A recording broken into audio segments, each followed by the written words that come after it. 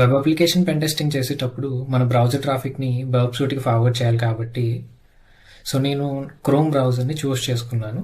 So chrome బ్రౌజర్ని మన ఖాళీ లైనక్స్లో ఎలా ఇన్స్టాల్ చేయాలో చూద్దాం. సో ఫస్ట్లీ నేను ఒక టెర్మినల్ అనేది ఓపెన్ చేస్తున్నాను నా సిస్టంలో.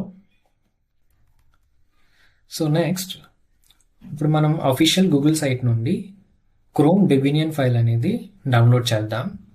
wget కమాండ్ యూజ్ చేసి నేను ఇక్కడ యూజ్ చేసిన యూఆర్ఎల్ అనేది యూజ్ చేసి ఎంటర్ చేయండి. Link will be provided in the description. So ఇప్పుడు మనం గూగుల్ క్రోమ్ డెబినియన్ ఫైల్ అనేది డౌన్లోడ్ చేస్తున్నాం.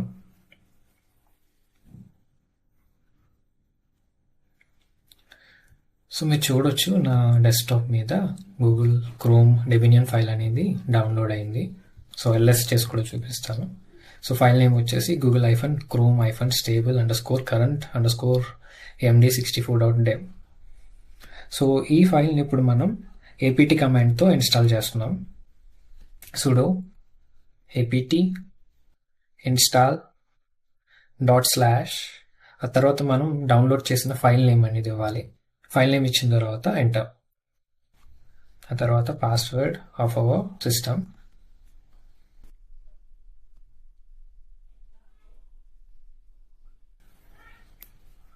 సో గూగుల్ క్రోమ్ అనేది సక్సెస్ఫుల్గా ఇన్స్టాల్ అవుతుంది. అలానే సక్సెస్ఫుల్గా ఇన్స్టాల్ అయింది. సో మనం ఇప్పుడు గూగుల్ క్రోమ్ని ఓపెన్ చేద్దాం.